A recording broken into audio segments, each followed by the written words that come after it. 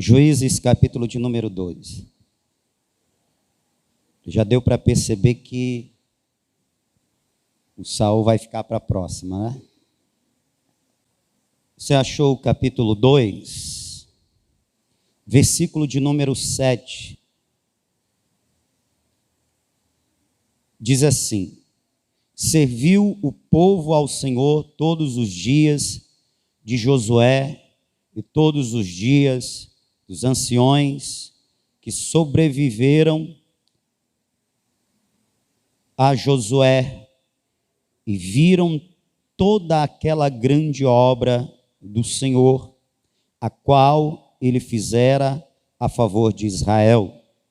Faleceu Josué, filho de Num, servo do Senhor, com a idade de 110 anos, e o sepultaram no termo da sua herança, em Timnat-Heres, na região montanhosa de Efraim, para o norte do monte Gaás. Foi também congregada toda aquela geração a seus pais, e a outra geração após deles se levantou, e outra geração após deles se levantou, que não conhecia ao Senhor, nem tampouco a obra que ele fizera a Israel. Então fizeram os filhos de Israel o que era mal aos olhos do Senhor, e serviram aos Baalins. Deixaram o Senhor Deus de seus pais, que os tirara da terra do Egito. Foram-se após outros deuses, dentre os deuses das gentes que havia ao redor deles, e os adoraram. Provocaram a ira, o Senhor a ira, porque deixaram o Senhor e serviram a Baal e a Astarote. Pelo que a ira do Senhor se acendeu contra Israel, e os entregou nas mãos dos espoliadores, que os pilharam, entregou-os nas mãos dos seus inimigos ao redor, os quais não mais puderam resistir. Por onde quer que saíam para lutar, a mão do Senhor era contra eles para o mal, como o Senhor lhes tinha jurado, e estava em grande aperto. Então levantou o Senhor juízes, que os livraram das mãos dos que os despojavam. Porém, tampouco ouviram aos juízes, antes se prostituíram após outros deuses, e os adoraram. Depressa se desviaram do caminho pelo qual seus pais andaram, em obediência aos mandamentos do Senhor, e não fizeram como eles. Quando o Senhor lhes levantava juízes, o Senhor era com o juiz e os livrava das mãos dos seus inimigos todos os dias desse juiz, pois o Senhor se arrependia em razão do seu gemido por causa dos que os apertavam e oprimiam. Mas quando o juiz falecia, reincidiam e se corrompiam mais do que seus pais, andavam após outros deuses, servindo-os e adorando-os. Nada deixavam das suas obras, nem do seu duro caminho, pelo que a ira do Senhor se acendeu contra Israel, e disse: por esse motivo violou a minha aliança, que tinha ordenado a seus pais, e não deram ouvidos à minha voz, tampouco desapossarei mais diante deles a nenhuma das nações que Josué deixou quando morreu. Eu as usarei para provar a Israel e ver se há de guardar ou não o caminho do Senhor, como seus pais o guardaram. Assim, o Senhor deixou ficar essas nações e não as expulsou logo, nem as entregou nas mãos de Josué. E você diz amém?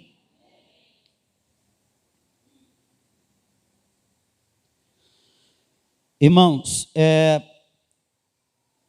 Esse texto, ele fala, pelo menos por 3 vezes, sobre a relação de experiência, de exemplo, de ensino que é passado através do exemplo na relação entre pais e filhos. Eu não vou falar sobre a relação entre pais e filhos, mas é importante destacar como se faz necessário o exemplo dos pais para seus filhos, para que esses possam conhecer o Senhor, conhecer a forma de se buscar o Senhor, conhecer a forma de como se relacionar com o Senhor, através do exemplo dos seus pais, conhecer como ser ao Senhor leal, obediente, fiel, a partir do modelo que vê em seus pais. O versículo 7 começa com a declaração de que, enquanto Josué vivia, ou viveu, e os anciões que estiveram junto com Josué, que eram da geração de Josué, viveram, aquele povo, o povo que era liderado então por Josué e por aquele concílio, aqueles anciões que serviam de conselheiros, este povo andou na presença de Deus, este povo esteve em comunhão com o Senhor durante a vida do homem de Deus e daqueles que eram seus contemporâneos. O povo andou na presença de Deus. Bastou ele, Josué, falecer, e com ele os seus contemporâneos, que surge uma outra geração que não conhece a Deus. Então o texto já começa declarando isso, de que há uma necessidade de que a geração que vem, ela continue, ela dê continuidade à geração que se passa. Que não necessariamente a geração que está passando, ela deva ser rejeitada. Pelo contrário, ela deve ser bem vista e muito bem vista. Ela deve ser a que serve de modelo, de exemplo para a geração que está surgindo e vai continuar. E nesta noite eu queria meditar neste ponto com os irmãos.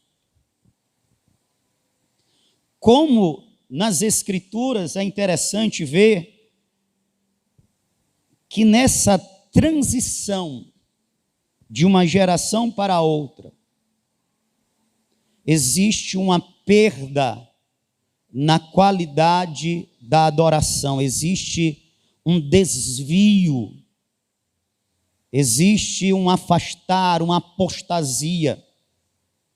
É interessante como a Bíblia ela relata esses fatos. Este é um desses. Está bastante claro. E olha que Josué, ele já percebia essa mudança. Ele já percebia a diferença da geração dele, que anda pelo deserto, atravessa o deserto, vence o deserto, a geração que conquista a terra prometida, e a geração que agora está nascendo na terra prometida, colhendo os frutos semeados pelos conquistadores. E ela está crescendo debaixo dessa bênção. Eles não estiveram no deserto, eles não estiveram padecendo as necessidades do deserto. Eles nascem já em Canaã, na terra prometida, e eles crescem debaixo desta bênção. É verdade, é tempo de conquista, é tempo de avanço, mas é tempo de crescimento, é tempo de bênçãos, porque afinal as coisas estão acontecendo, as promessas estão sendo realizadas e eles estão vendo o cumprimento da promessa, as conquistas, as vitórias, a ampliação, a prosperidade. Eles crescem debaixo desse contexto. E Josué já percebe que essa geração, ela está se perdendo.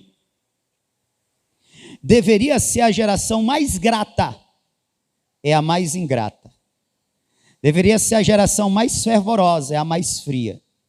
Deveria ser a geração mais dedicada, é a mais negligente. Deveria ser a nação mais rendida, é a nação mais retida, privada. E aí ele faz aquele célebre aviso que nós encontramos no último capítulo do livro que leva o seu nome, capítulo 24 do livro de Josué. A partir do versículo 14, Josué faz um discurso onde ele apela para aquele povo que ele sabe que vai ficar, porque ele está indo. O tempo dele está passando e ele está dando os últimos conselhos. Está aproveitando do seu poder de influência como grande líder para deixar um alerta, uma advertência e fazer um apelo. Versículo 14 diz: agora temei ao Senhor e servi-o com sinceridade e com verdade. Deitai fora os deuses aos quais serviram os vossos pais da além do Jordão. Ele está falando a geração que está em Canaã, e ele está dando exemplo da geração que estava no deserto e que serviam os falsos deuses, e eles estavam indo pelo mesmo caminho. Da além do rio, no Egito, e servi ao Senhor. Mas se vos parece mal servir ao Senhor, escolhei hoje a quem sirvais, aos deuses a quem serviram vossos pais, que estavam da além do rio, ou aos deuses dos amorreus em cuja terra habitais. Porém eu e minha casa serviremos ao Senhor. Então respondeu o povo: nunca nos aconteça que deixemos ao Senhor para servirmos a outros deuses. Foi o próprio Senhor nosso Deus que fez subir a nós e a nossos pais da terra do Egito, da casa da servidão, e fez estes grandes sinais aos nossos olhos. Ele nos guardou por todo o caminho que andamos e entre todos os povos pelo meio dos quais passamos. O Senhor expulsou de diante de nós todas estas gentes, inclusive o amorreu, morador da terra. Nós também serviremos ao Senhor, porque Ele é o nosso Deus. Então Josué disse ao povo: não podereis servir ao Senhor. Ele é Deus santo, é Deus zeloso. Ele não perdoará a vossa rebeldia, nem os vossos pecados. Se deixardes ao Senhor e servirdes a deuses estranhos, Ele se voltará e vos fará mal, e vos consumirá depois de vos ter feito bem. Então veja que Josué, eu percebo nesse texto que ele identificava naquela geração da conquista uma outra geração que está crescendo, está se formando. Eu chamo a geração de Canaã, Ele já percebia que aquela geração, ela já tinha uma inclinação para se desviar de Deus. Esse é um problema que é enfrentado, que a igreja passa, que o povo de Deus passa ao longo dos séculos. Não foi diferente com o grande juiz, sacerdote e profeta Samuel. Uma das alegações do povo, dos anciões, que foi até ele pedir um rei é essa: os teus filhos não servem ao Senhor como você.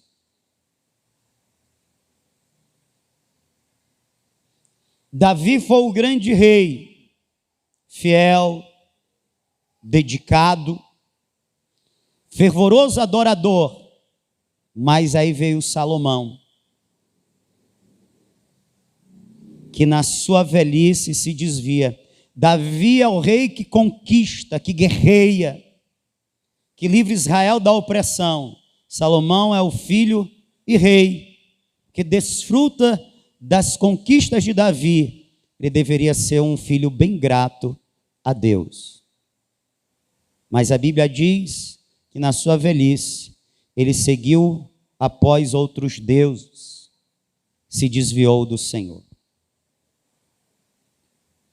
É interessante como isso acontece. E aqui, nesses casos, tanto de Davi como de Samuel, como de Josué, não dá para dizer que a culpa foi deles. Não dá para dizer que eles faltaram com o exemplo. Não dá para dizer que eles faltaram com o ensino. Não dá para dizer que eles faltaram com os alertas, advertências, com a educação. Não dá para dizer.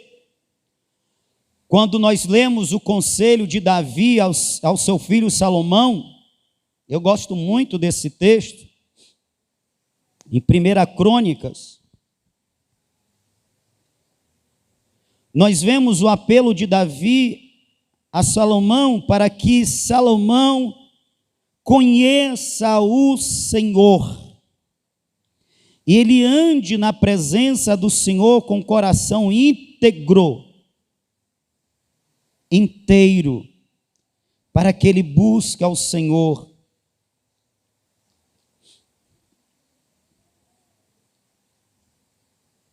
Se não me falha a memória, em 1 Crônicas, capítulo 28. 1 Crônicas, capítulo 28, versículo de número 9. Conselho de Davi a Salomão.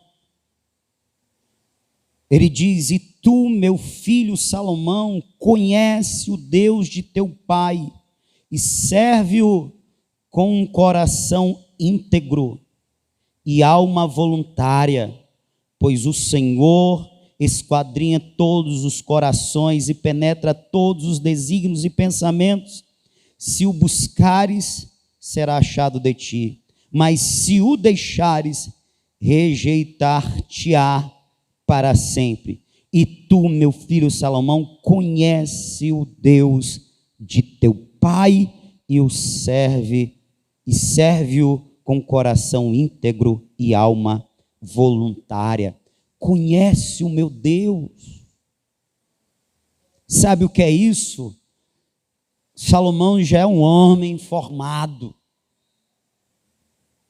Ele vai assumir o trono. Mas Davi sabe que Salomão não tem a intimidade com Deus que ele, Davi, tem. Salomão não conhece a Deus como ele, Davi, conhece. E Davi, preocupado com isso, porque ele sabe que para Deus as aparências não conseguem enganá-lo. Deus conhece o coração, Salomão. Ele sabe onde está o teu coração. Ele sabe em que lugar você o pôs no coração dele. Por isso ele disse: se você rejeitar ele, Salomão, você vai ser rejeitado. Ele sabe que ele não tem o lugar pleno que deveria ter na tua alma. Por isso ele diz: serve a ele com integridade, porque Deus não aceita parcialidade, Deus não aceita dividir a sua adoração. Escrevendo o profeta Isaías, inspirado pelo Espírito Santo, ele diz: eu sou o Senhor e além de mim não há outro. Eu sou Deus e eu não divido a minha glória com o outro, a minha glória com as imagens de escultura. Deus não divide a sua glória, a sua honra, o seu louvor com outros, até porque não há outro Deus além dele. Ele diz: eu sou único. Então nós percebemos que o problema aqui nesses exemplos não estão nos pais, não estão nos geradores. E aqui eu quero dizer que pais não é apenas o pai biológico, os pais biológicos, os pais espirituais também. Nós estamos falando de povo de Deus. Às vezes, as falhas não estão nos pais, que deixam de dar o exemplo que deveriam. Às vezes, as falhas estão nos filhos, que não querem mais olhar para o exemplo de seus pais. Não consideram seus pais com a honra devida, com a estima necessária, com o respeito que é adequado, e porque falta essa disposição para honrar, porque falta essa admiração, porque falta esse respeito, falta também a disposição para olhar para os pais e dizer: esse é o exemplo que eu quero seguir e que eu vou seguir na minha caminhada de fé. Vou repetir, não me refiro aqui somente aos pais biológicos, mas os pais espirituais. Quem é teu pai espiritual? Você realmente admira o teu pai espiritual, os teus pais espirituais, de tal forma que o teu coração se dispõe a seguir o exemplo dele? É verdade isso?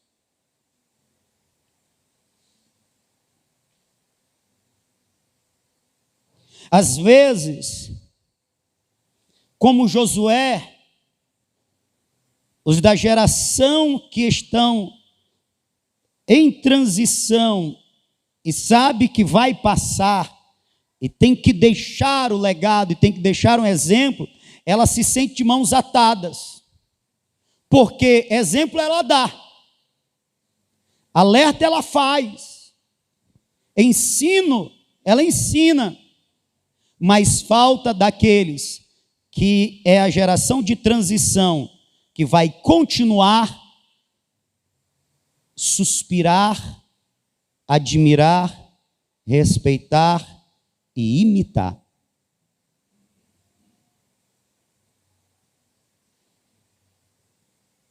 Eu posso afirmar que na maioria das vezes é isso que acontece. Falta da geração de transição que vai continuar a admiração suficiente para dispor o seu coração, para imitar. Irmãos, eu já disse aqui, eu vou falar de novo. O processo de ensino nas Escrituras se dão basicamente por dois meios: o da transmissão oral e do exemplo pessoal. o processo de ensino na igreja, no povo de Deus, se dá basicamente por dois meios: através do método oral, como eu estou fazendo agora, é a exposição da palavra através da pregação, de estudos bíblicos e etc. E através do exemplo. Faça o que eu estou dizendo. Faça o que eu estou fazendo. Ouça e aprenda o que eu estou ensinando. E pratique conforme eu estou praticando. Basicamente é assim. É assim que a geração de transição que vai passar, ela educa e prepara para que continue a geração que vai continuar, que vai perpetuar. É assim. Mas o que acontece se a geração de transição que vai continuar, ela olha, por exemplo, mas não está disposta a imitar? Se ela escuta os ensinos, mas não está disposta a praticar, vai acontecer o que aconteceu no livro de Juízes, capítulo 2. Faleceu Josué, filho de Num, servo do Senhor, com a idade de 110 anos, e o sepultaram no termo de sua herança. Versículo de número 10. Foi também congregada toda aquela geração a seus pais, ou seja, aquela geração de transição, né, que era da mesma geração de Josué, também faleceu. E outra geração após dele se levantou, que não conhecia ao Senhor, nem tampouco a obra que ele fizera a Israel. Preste atenção, que aqui é muito interessante. O autor sagrado diz que uma outra geração se levantou. Nunca uma geração surge, preste atenção, nunca uma geração surge quando termina uma outra. Está sempre surgindo gerações. Por isso eu chamo gerações que estão em transição. A geração que vai passar é a geração que vai continuar.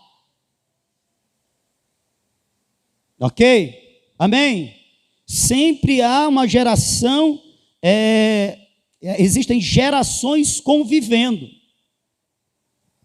A geração de 2000, a geração de 2010, a geração de 2020, a geração Y, a geração H, como estão chamando aí geração, acho que está na geração Z, sei lá. As gerações, elas convivem com diferenças de idade. E esse convívio é essencial para que as gerações que estão passando, elas deixem um modelo, um exemplo para as gerações que vão continuar. Por isso diz que uma geração se levantou, não que foi gerada, não que surgiu, uma geração que se levantou, porque a geração de Josué, ela morreu. Se ela morreu, então aquela geração de transição, ela se levanta agora para ter o protagonismo, para estar na ponta de lança. Mas essa é uma geração que viu o exemplo de Josué, que viu o exemplo dos seus, que ouviram as histórias, que foram educados, que foram ensinados. O problema é que eles ouviram, eles foram ensinados, mas eles não deixaram que esses ensinos descessem ao coração deles. Eles não deixaram que as histórias, que as narrações dos fatos inspirassem eles. E o que aconteceu porque não houve essa disposição para se inspirar nos relatos dos que estavam passando. O que aconteceu? Eles não conheceram a Deus.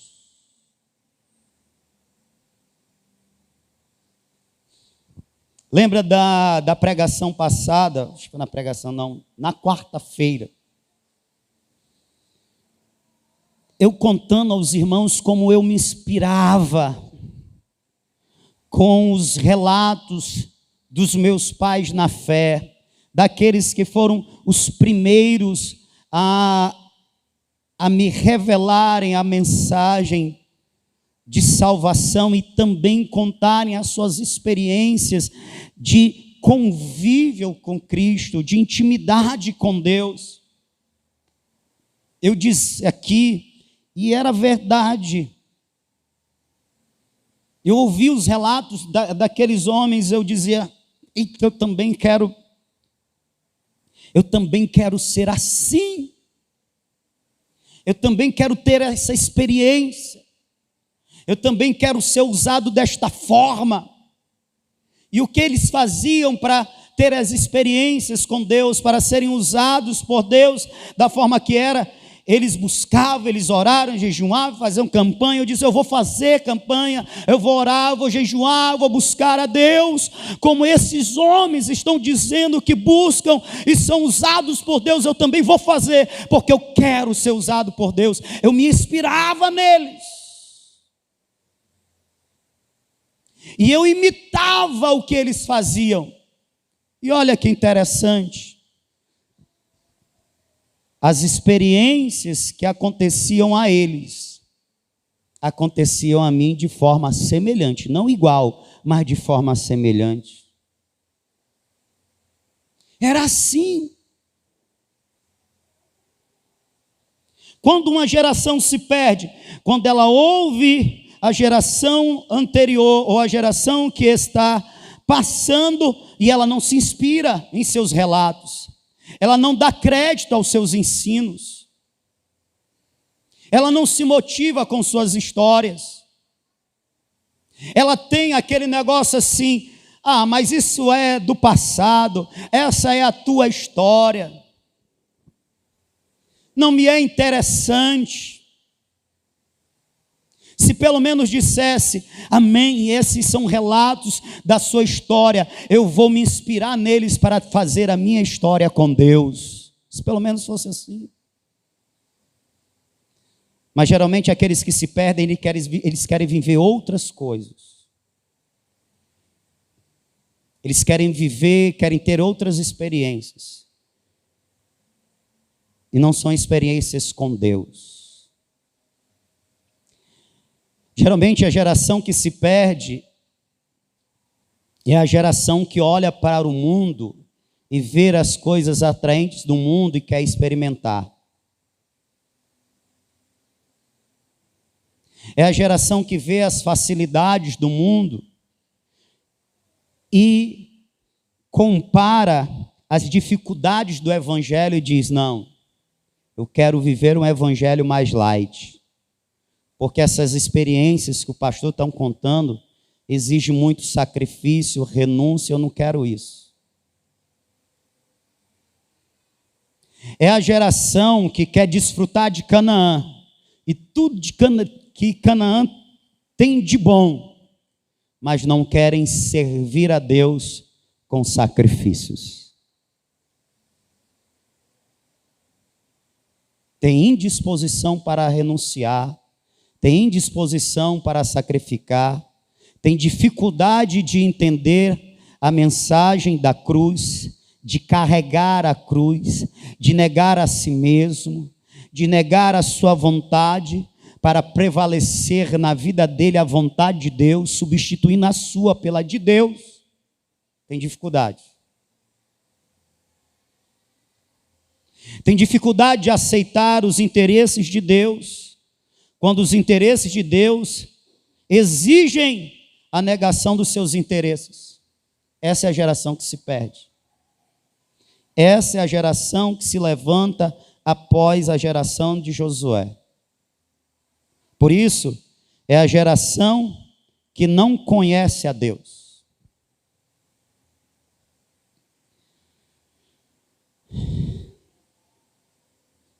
É a geração que não conhecem a obra de Deus. Olha que interessante. Porque eu, meditando aqui, eu falei assim, meu Deus, mas como assim eles não te conheciam? Josué estava lá, os anciões estavam lá, eles ensinavam. Eles contavam os teus feitos no Egito, no deserto e na conquista de Canaã. Como eles não te conheciam? Como eles não conheciam a tua obra? É porque nos relatos que eles ouviam, eles não colocavam interesse. Não era interessante para eles. Você pensa que hoje em dia está diferente, irmãos? Você acha que está diferente hoje?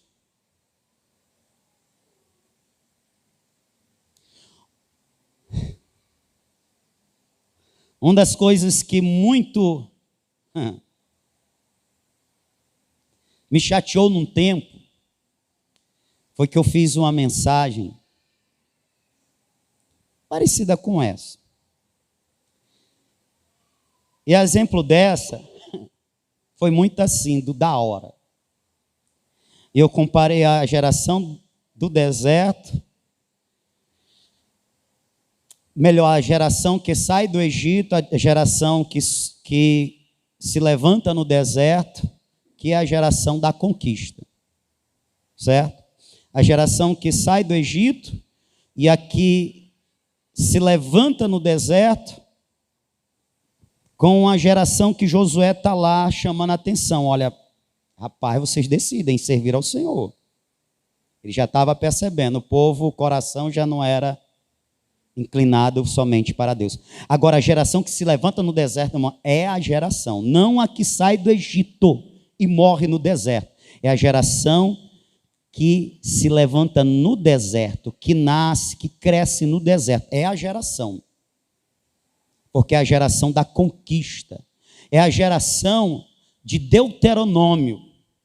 Que Moisés, quando vai se referir a essa geração, ele vai dizer mais ou menos assim, ó: vocês não sejam como os pais de vocês, que libertos do Egito, murmuraram no deserto. É a única vez que você encontra a palavra murmuração em Deuteronômio. É quando Moisés se refere à geração que passou, que saiu do Egito e morreu no deserto, e ele está falando agora a geração que cresceu no deserto, dizendo: ó, vocês não vão fazer isso não, senão vocês vão morrer também. Então é a geração que olha para Moisés e diz assim: esse é meu pai na fé, esse é o homem de Deus, esse é o homem que eu vou seguir, esse é o modelo que eu vou imitar, esse é o homem que eu vou estar debaixo de submissão.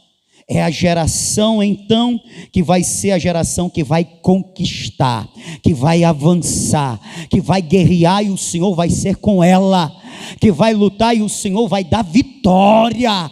É a geração que conquista as promessas de Deus, que Deus se agrada em estar no meio dela e estar no comando dela. É a geração da promessa, a geração da vitória, a geração da conquista. Eu faço essa comparação, é lógico. Eu contextualizo e eu dou meus exemplos, rapaz, do meu tempo, lá de novo convertido, os primeiros anos da fé. Convertido, primeiros anos da fé, de como a gente ia para vigílias, e a gente passava a noite em vigílias.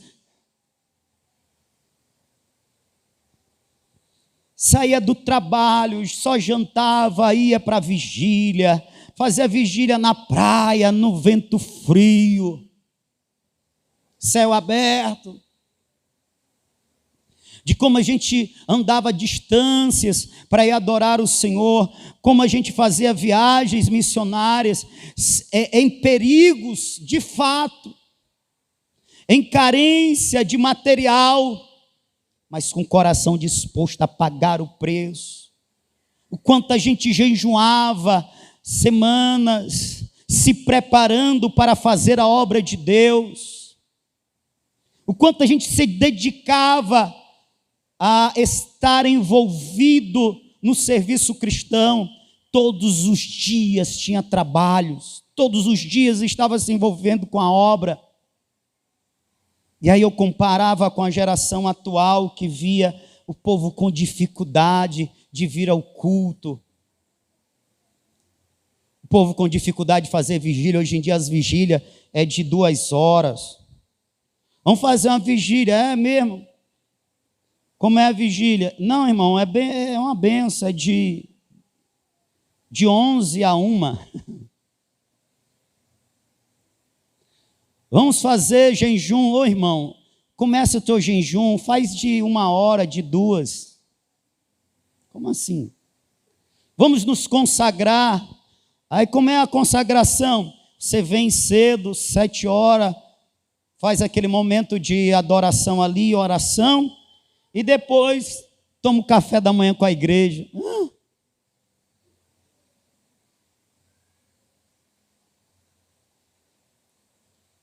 Vamos fazer os cultos campais. Cadê a turma para levar as caixas? Cadê o pessoal para carregar as cadeiras? Está todo mundo tão ocupado, está todo mundo tão cansado. Afinal, pastor, o povo trabalha, o povo estuda. Há uma resposta bem simples para isso, afinal, crente, o povo da geração anterior, ou a geração que está em transição, porque eu sou da geração que está em transição, também trabalhava, também estudava e fazia a obra de Deus mais do que a geração que vai continuar. Quem disse? Quem disse? Então eu fiz aquela pregação, aquele negócio todo. Pensa num dia que eu senti a presença de Deus, meu irmão, estava tão bom. E depois eu fiquei sabendo que fizeram alguns comentários do tipo: nada a ver aquela pregação, tinha nada de Deus ali. O que tem a ver comparar o tempo dele com o tempo atual? Comentários como esse, descredibilizando toda a mensagem, como a mensagem tivesse sido de homem, como se a mensagem não tivesse base nenhuma nas Escrituras.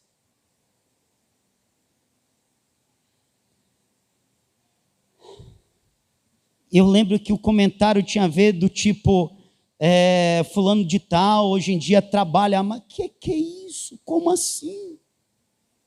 Quem disse?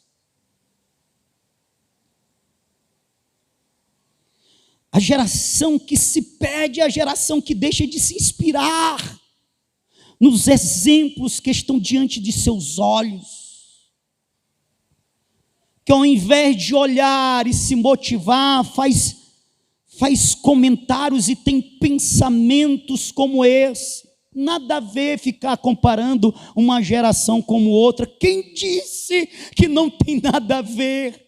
Possa ser que esse seja um argumento mundano, mas nas Escrituras e no povo de Deus, esse é um método poderoso para que uma geração continue carregando o fogo que foi passado a ela, continue na mesma unção, continue a mesma obra que foi lhe entregue com tanta dor.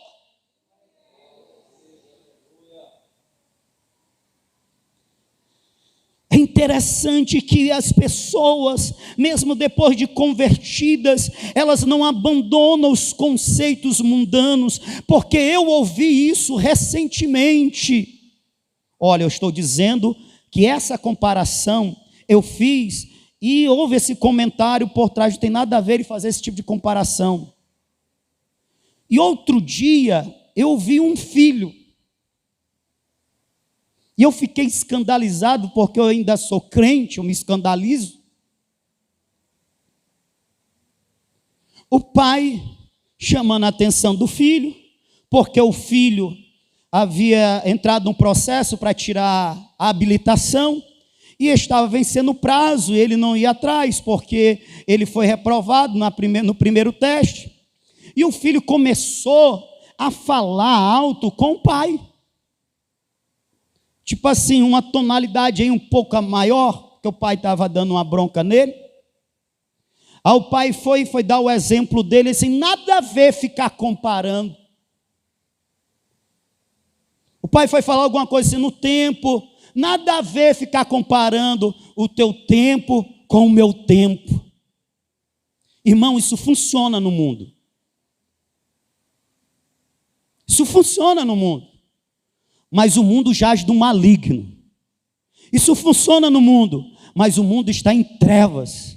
Isso funciona no mundo, o mundo está perdido. Isso funciona no mundo, o mundo está distante de Deus. Isso não funciona na igreja, porque a igreja pertence ao Deus vivo. Isso não funciona na igreja, porque na igreja o maior instrutor é o Espírito Santo. E ele usa assim desta comparação. Ele manda assim os mais novos olhar para os mais velhos e seguir o modelo dele, porque na intenção do Espírito imita, dê a continuidade. Eu não preciso de algo novo, a minha palavra, ela se renova todo dia. O que eu quero é que se continue a minha palavra, se continue o que eu iniciei, se continue o que eu estou fazendo através de seus pais, eu quero continuar fazendo através de você, filho. Então olhe para como ele fez e siga, faça o mesmo. E porque essa geração se afastou de Deus, o que é que aconteceu? O que Josué havia alertado: Deus vai se voltar contra vocês. Porque se nós deixarmos a Deus, Ele nos deixa. E o que Deus fez com aquela geração? Botou em aperto. Eles viram seus pais conquistando. Eles estavam desfrutando disso. E ao invés deles se alegrarem e em gratidão continuarem a obra dos seus pais, em servir exclusivamente a Deus, em ser a Deus obediente, eles se encantam com outras formas de viver.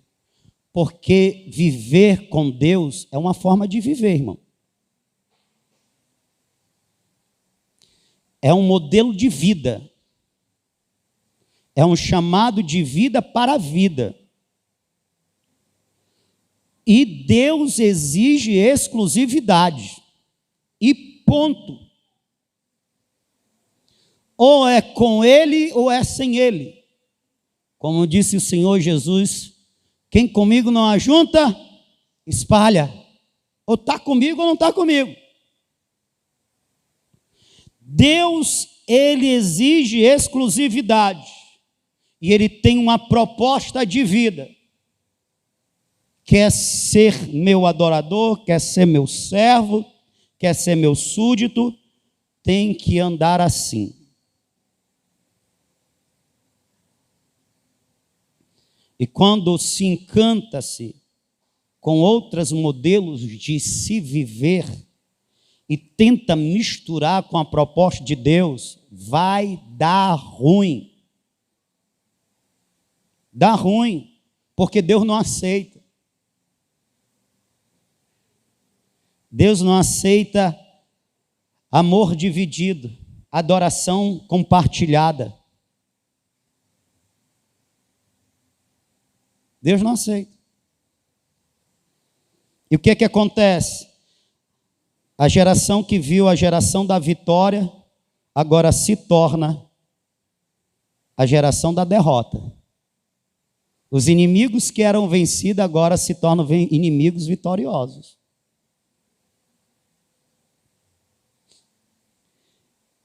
E por incrível que pareça, ainda é bondade de Deus.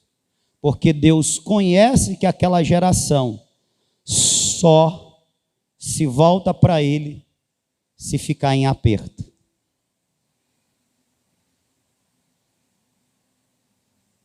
Só se experimentar derrotas.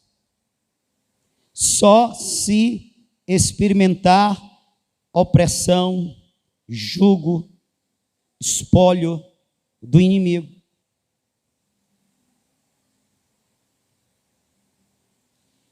Tem crente e tem gerações de crente que tem que passar. Tem que passar. Eu espero que eu não viva isso. Mas tem gerações que precisam passar por sofrimento, que precisam experimentar derrotas, que precisam experimentar o capeta fungando no cocorote dele, de tão perto que está, para ele largar a proposta mundana, ou a proposta de uma vida cristã sem frutos, sem obras, para poder se voltar para o altar. Ontem a mensagem foi maravilhosa. Mas vocês perceberam que tem crente que não vem mais para o sábado? Na quarta-feira, Jesus está respondendo as orações. Olha que nem aquelas orações de uai. Orações simples e objetivas. Mas você já reparou que tem crente que não vem para a quarta-feira? Eles escolhem não vir. Não estou falando dos que não podem vir. Estou falando dos que escolhem não vir. Sem perceber, esses crentes são sabotadores da obra. Isso aqui é muito forte que eu estou falando. Porque se a obra de Deus é feita por Deus através de seu povo, mas o seu povo se recusa a fazer a obra de Deus, esse povo deixa de ser instrumento de Deus para serem sabotadores da obra de Deus. Existem muitos trabalhos cristãos que têm um início, mas têm um fim decadente justamente pela indisposição dos sabotadores da obra. E para mim isso é um reflexo de uma geração que está se afastando.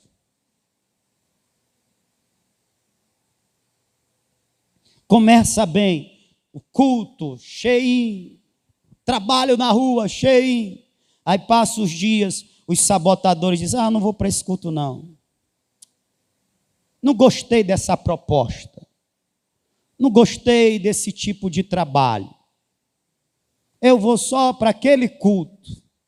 E aí vai abandona, negligencia, falta, e não vê isso como um pecado.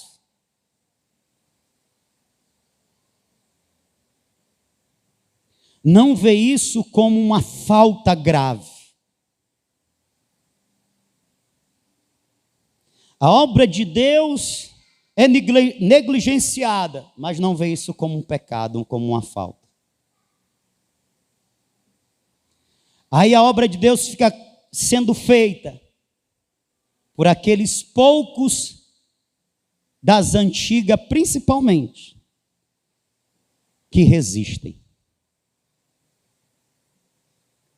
Cansados depois do trabalho, seja o trabalho fora, o trabalho de casa, porque em casa também se trabalha, mas estão lá.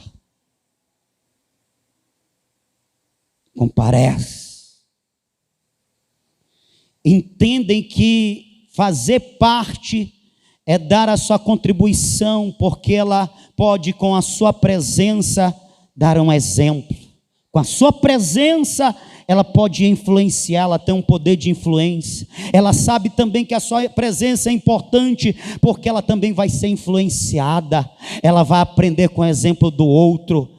porque é isso que acontece na comunhão da igreja. Os crentes aprendem ouvindo a palavra, os crentes aprendem ouvindo o exemplo do outro, o crente aprende ouvindo o testemunho do outro, o crente se inspira, o crente se anima, o crente se motiva olhando o testemunho do outro, mas ele também inspira, ele motiva, ele influencia o outro. É isso que acontece. É por isso que a igreja, ela precisa ter essa consciência do quão importante é ela estar junta, ela participar, ela se congregar. É por isso que o autor dos Hebreus, no capítulo 10, versículo 25, ele diz: não deixando as vossas congregações, ou não deixei de se congregar, como alguns estão fazendo. Pelo contrário, vocês devem se congregar mais ainda e estimular uns aos outros mais ainda, principalmente que vocês estão percebendo que os dias estão passando e o Senhor Jesus vai voltar. Ele está mais perto hoje do que antes.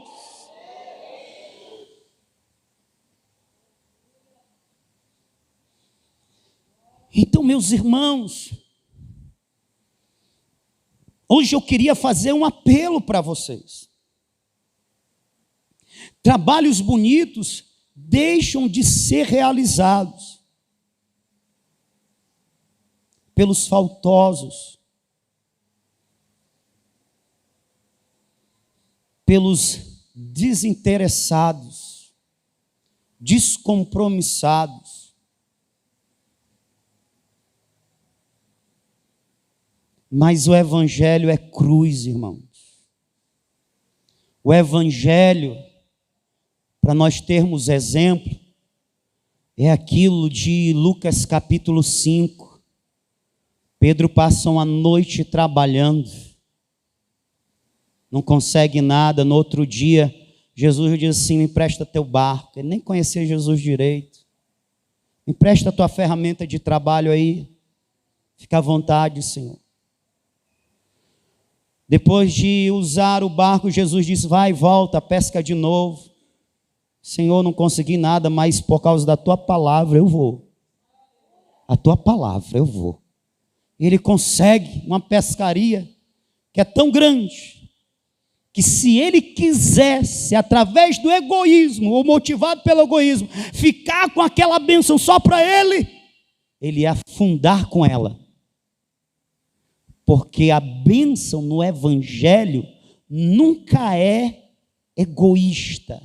A bênção para o povo de Deus é bênção sempre para ser compartilhada.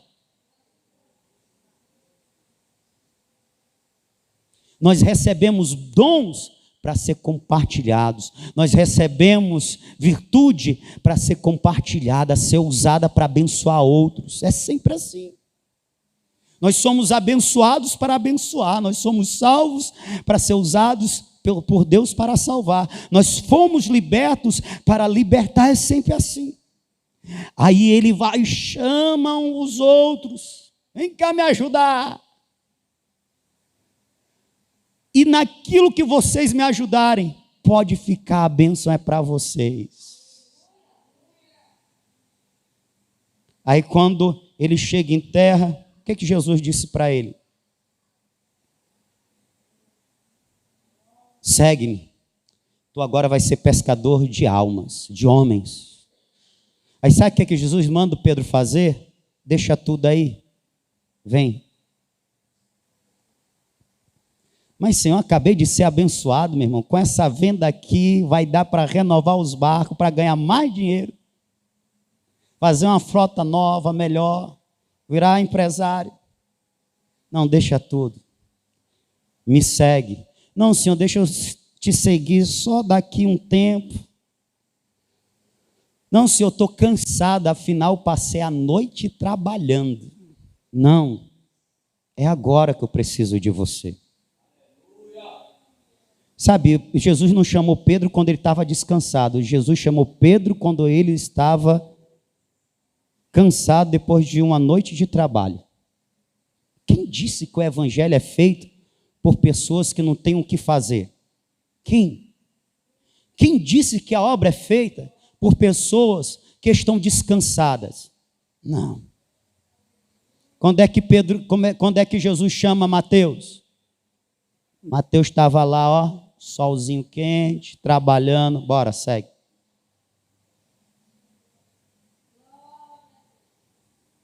A obra de Deus é feita por homens e mulheres que, para além do seu cansaço físico, buscam poder e forças espirituais para servir a Deus.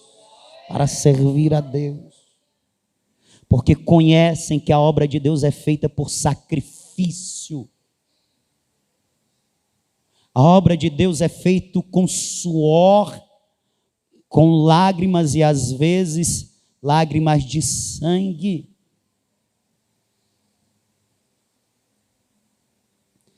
Vocês que vão continuar, eu sou novo, eu acredito que ainda vou acompanhar vocês por um bom tempo, eu acredito, mas Deus sabe, pode ser que Ele me leve daqui a um ano, pode ser.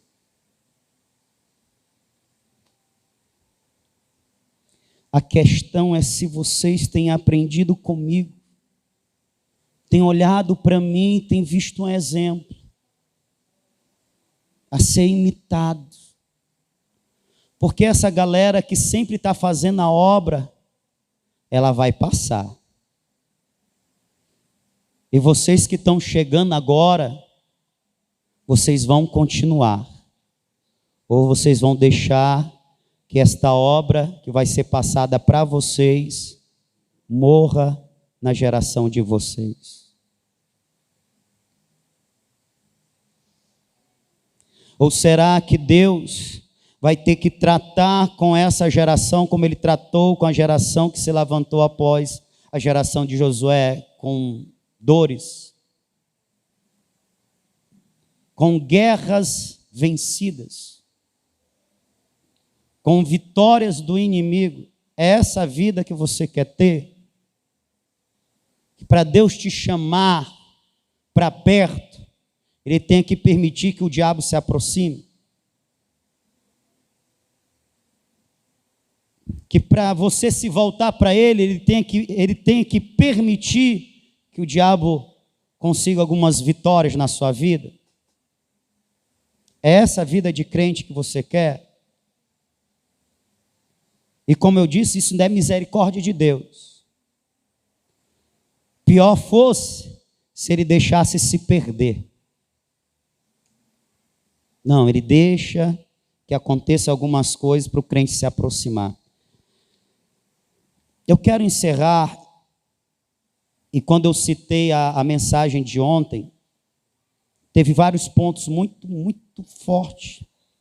Um deles que me chamou a atenção, e cabe me lembrar hoje, foi algo parecido assim: o teu altar tem que ser consertado para que haja uma continuidade. Algo parecido com isso. Não foi?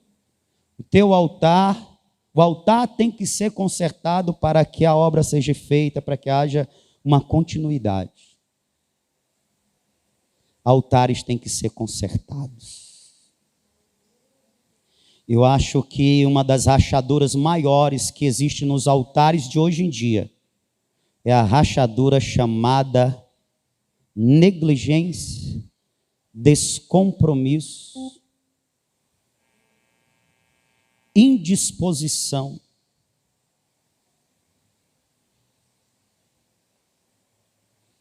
Irmãos, hoje em dia os crentes faltam culto por qualquer motivo.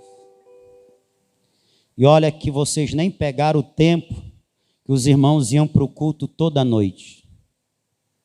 Vocês já fazem parte de uma geração que o culto é 2, 3 vezes na semana. Mas olha para vocês verem como vocês já estão mal. Mesmo o culto sendo as 2, 3 vezes na semana, os mais envolvidos, 5 vezes na semana, tem 2 dias aí para ficar com a família, fazer qualquer coisa, mas ainda acha pouco.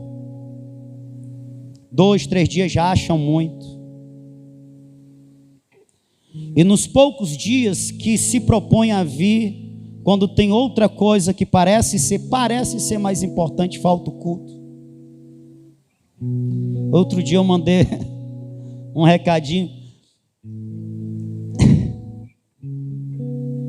Dependendo da mentalidade de vocês, o que eu vou dizer é assim, mas aí também está exagerando. Depende da mentalidade de vocês. Mas mesmo assim eu vou mandar. Pastor, hoje nós estamos aniversariando. E por isso eu tirei o dia. Nós vamos tirar o dia para ficar entre nós. Então, amém. Se você acha que essa é a melhor forma de comemorar o aniversário de vocês, amém. Era um dia de culto. A semana já não veio para os trabalhos da igreja. Aí era um dia de culto.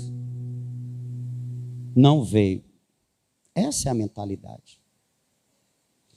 As pessoas preferem comemorar um aniversário que podia ser depois do culto, mas é o nosso aniversário, nós vamos para o culto agradecer a Deus, porque culto é a oportunidade para render graças a Deus pelas bondades dele na nossa vida. Afinal, nós estarmos aniversariando nosso casamento foi bênção de Deus. Deus me uniu a você, Deus te uniu a mim, e a gente tem vivido essa graça.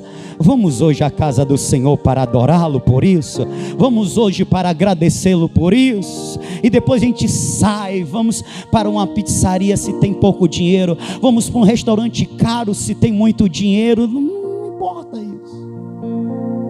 Mas não.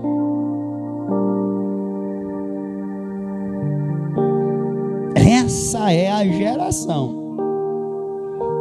No meu tempo, quantos aniversários de casamento a gente faltou culto para poder celebrar? Mas o culto não é uma celebração, não seria uma oportunidade para agradecer a Deus? Meu Deus. Hoje é meu aniversário. Hoje eu não vou para a igreja não, é o meu aniversário. Irmão, pelo amor de Deus. Deus está te dando mais um ano de vida. Que tal você ir à casa do Senhor te agradecer por esse ano de vida? Minha gente, o que está acontecendo com vocês? Quando a gente deveria olhar para essas oportunidades para render graças ao Senhor, a gente olha para essas oportunidades como uma oportunidade de não vir à casa do Senhor para render graça. O que é isso? Só sou eu que estou vendo isso? Eu louvo a Deus que ainda existem os remanescentes. Afinal ainda existe crente, né, irmã Amanda, que não aguentando estar em casa depois de uma cirurgia, que é para descansar no mínimo 2 meses, em 1 mês. Não dá para mim andar essa distância toda. Alguém já sabe onde a irmã Amanda mora? O quanto ela paga o preço para trazer a criança no braço. E depois de uma cirurgia que teve que trocar um marca-passo, não dá para andar isso tudo, não dá para forçar, não dá para carregar bebê no braço, mas eu quero ir à casa do Senhor. Eu vou pagar um Uber para ir e para voltar, mas eu vou adorar o meu Deus. Ô irmã Rosângela, aquelas histórias precisam ser contadas. Você com uns 8 meses, né? Por aí, de grávida, com a Ingrid, com a sobrinha Naira. Hoje a Naira é crente. Tem quantos anos a Naira? Uns 25 anos, na época ela era adolescente. Mas a gente investiu nela, né? Levava ela para as viagens missionárias. Hoje ela é crente. A Mayra também. São tudo crentes. A gente levava elas para as viagens. Hoje os crentes não querem levar os filhos para a viagem. Por vários motivos. Alguns até dá para compreender, outros não dá.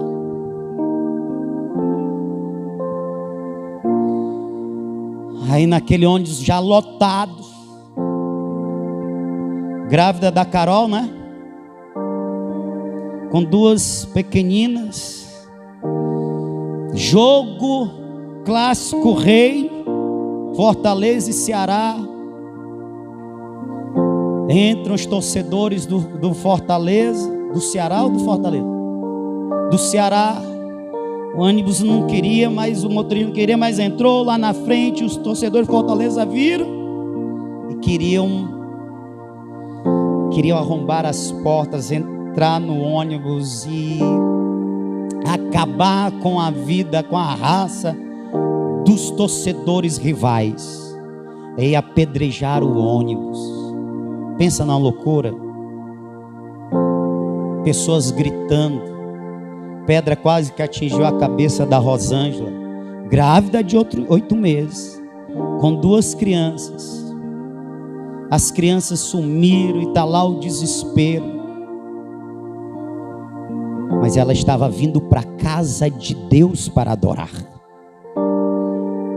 Quem é que quer pagar esse preço hoje em dia? Quem é que quer passar por esse risco? Naquele dia ela não pôde estar na igreja, mas pergunta à irmã Rosângela se ela deixou de vir à casa de Deus nas outras oportunidades. Se ela se recusou, eu não vou mais para essa igreja em outro bairro porque é perigoso. Não, eu vou sair mais cedo para me livrar desse perigo, mas eu vou para a casa do Senhor. Eu vou adorar o Senhor. Esses impedimentos não são fortes o suficiente e nunca serão para me impedir de estar na presença do meu Deus, servindo ao meu Deus. Que tipo de evangelho você tem vivido, crente? Fique de pé, por favor.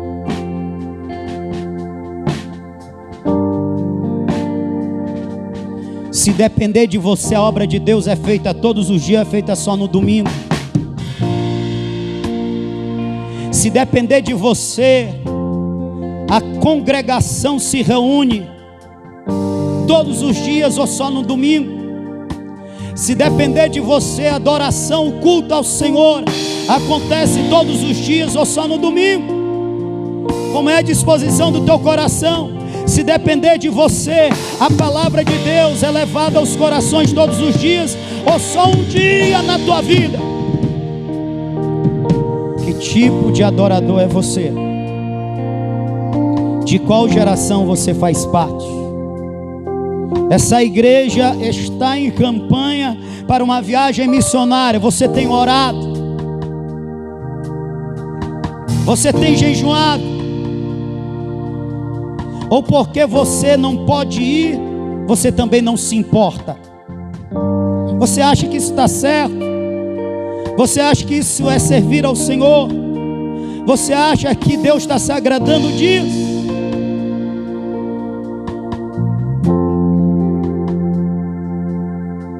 Hoje é noite de a gente consertar altar. Hoje é noite de crente descompromissado, negligente, fazer um concerto com Deus e dizer: Deus, eu quero viver para teu louvor. Eu não vou ser daqueles que são sabotadores da tua obra por negligência, por omissão, por descompromisso. Eu vou ser daqueles que colocaram a mão no arado e não vão olhar para trás. Eu vou ser daqueles que não recuam, porque a tua alma não tem prazer naqueles que recuam. Eu serei daqueles que o Senhor vai contar na terra, que o Senhor vai usar, e o teu nome vai ser conhecido, exaltado, engrandecido. Eu serei desses. Aleluia! Ô irmão, hoje eu ouvi um testemunho, agora sim eu encerro. Dizer que uma das coisas que você não pode acreditar do pregador é quando ele diz que vai encerrar. Mas com esse testemunho eu encerro. Da Tá no YouTube, viu? Até recomendo que você assista. A missionária Ariadna de Carvalho, Jesus Cop. Ela conta que o irmão da igreja perseguida, acredite, ainda hoje cerca de 11 mil cristãos são mortos todos os dias por causa da sua fé, em países que estão debaixo de perseguição. A igreja perseguida, a igreja subterrânea, a igreja sofrida. Ela não quis dizer o país, mas é um país da Ásia. Ela teve contato com um desses irmãos, com seus 93 anos. E ela diz que, um ano depois, ela voltou lá, ele já tinha partido para o Senhor, e a viúva contou uma história, porque nesse encontro ele não quis falar dos seus sofrimentos, ele só falou de Jesus. Jesus no centro. Mas a viúva contou, porque ele passou 26 anos preso. 26 anos. Com 20 anos de preso, aqueles terroristas, eu chamo de terroristas, cavaram uma cova de 1 metro por 1 metro e colocaram ele dentro, tampada, privado da luz. Dava comida e água, só removia as fezes quando estava com muito mau cheiro. E todas as vezes que eles davam comida e água, eles lançavam o seguinte apelo satânico: negue a Jesus e nós vamos te tirar daí. Como era de 1 metro quadrado, tanto de largura como também de altura, ele não conseguia ficar em pé, ele ficou de joelhos 6 meses. 6 meses. Ao término deste período, finalmente deram a oportunidade do filho dele vê-lo. Quando ele foi preso, o filho tinha 6 anos. Quando o filho foi vê-lo novamente, tinha 26. Quando o filho viu a situação do pai, porque ele perdeu os movimentos, ele não conseguia mais ficar de pé, 6 meses de joelhos, o joelho sentado, ele teve que reaprender a andar depois, vendo a pele também comprometida, porque não recebia a luz do sol por 3 meses. O filho se aproximou dele e disse: pai, somente essa vez, nega, eles vão te soltar, depois o senhor se reconcilia. Os algozes usaram dessa estratégia, sabe para quê? Para mandar um recado para a igreja: ó, é isso que vai acontecer se a gente pegar vocês. Então não era somente para que o filho visse, não tinha nada a ver com isso, é para que o filho, vendo, fosse contra a igreja ficasse amedrontada e negasse Jesus também. Aí o filho fez esse apelo desesperado: pai, só essa vez nega, depois o senhor se reconcilia. O pai demorou a reconhecer que era o filho, 20 anos, mas ele, como recobrando assim a memória, ele respondeu: sim, eu amo a mensagem da cruz, até morrer eu a vou proclamar, levarei também esta cruz até uma coroa conquistar. Ele respondeu com esse sim. E essa resposta lhe custou mais 6 anos de cadeia. Isso é ser crente. A gente está longe de sofrer por Jesus.